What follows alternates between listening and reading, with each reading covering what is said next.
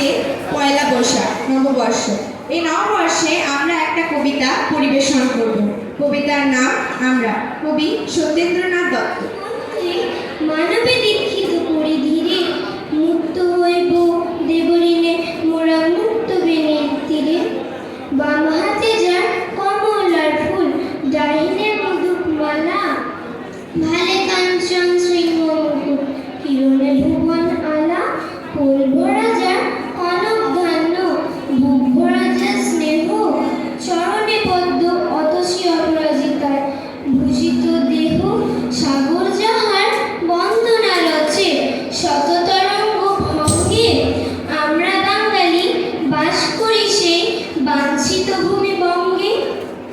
বাঘের সঙ্গে যুদ্ধ করিয়া আমরা বাঁচিয়াছি, আমরা হেলায় নাগের ঠেলায় নাগের মাথায় নাচি।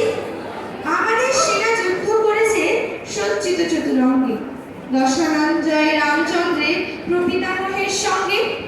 আমাদের ছেলে বিজয় সিংহ লঙ্কা করিয়া জয়, সিংহল নামে রেখে গেছে নিজ শৌর্যের পরিচয়।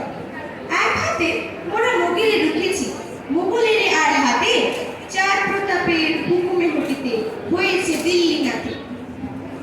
মণিরত্নার ছিল যে গোপন, সৃজনেই সততনে, ভবিষ্যতে রণর্ষে বীজ আমাদেরই করদানে। অতীতে যাহার হয়েছে সুশোভন,